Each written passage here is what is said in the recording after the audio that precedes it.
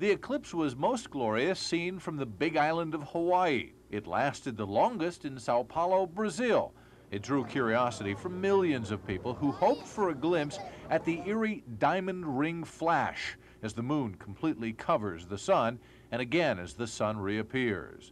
Those are the images people directly under the shadow of the moon saw, the million-dollar views.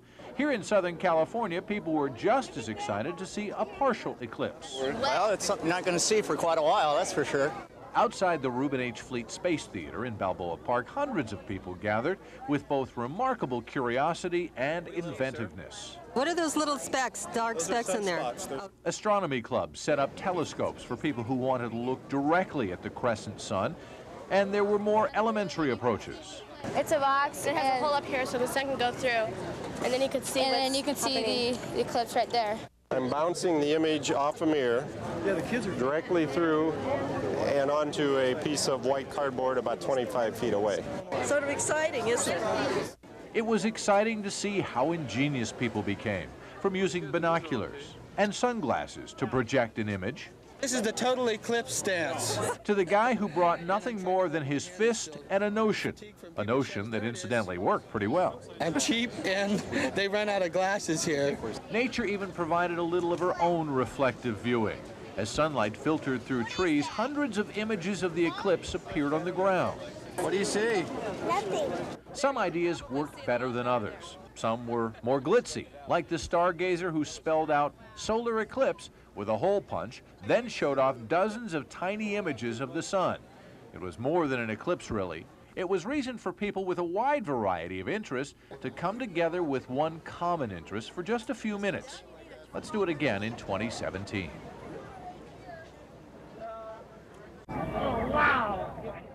Darkness at Noon, a dramatic event that brought ecliptophiles from all over the world to the tip of the Baja California Peninsula.